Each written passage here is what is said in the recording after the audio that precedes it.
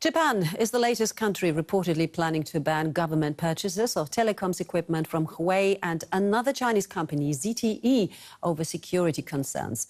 Meanwhile, Meng Wanzhou, the Huawei CFO, who was arrested on Saturday, is scheduled to have a bail hearing later today. In a few hours' time, Meng Wanzhou will find out whether she'll be extradited to the United States or set free. Canada's arrest of one of the highest-ranking executives at Huawei has placed the country in the middle of a complicated dispute between the US and China.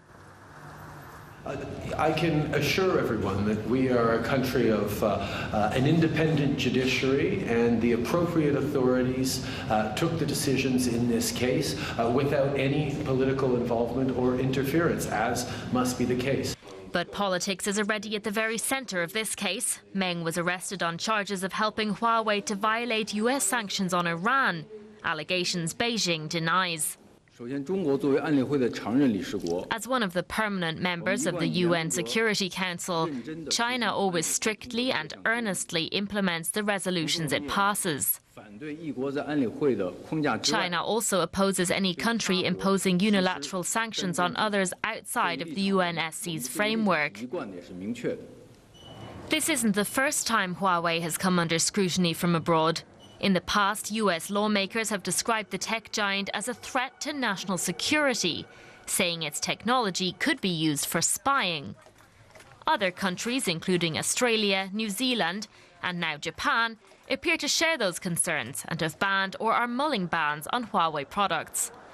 But the timing of this case is especially sensitive. Just last week, Chinese leader Xi Jinping and US President Donald Trump agreed to a 90-day truce in their months-long trade dispute. It's now looking on shakier ground than ever.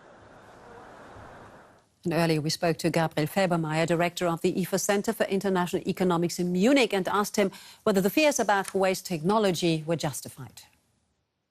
I would say so, yes. We hear a lot about the trade balance, of course, and it is true, it's negative and massively negative.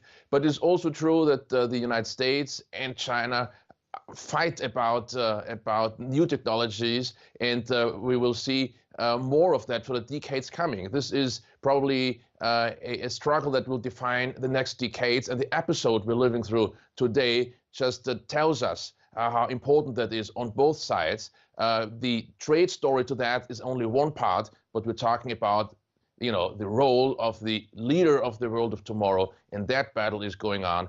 So will be very interesting. It will be very interesting to watch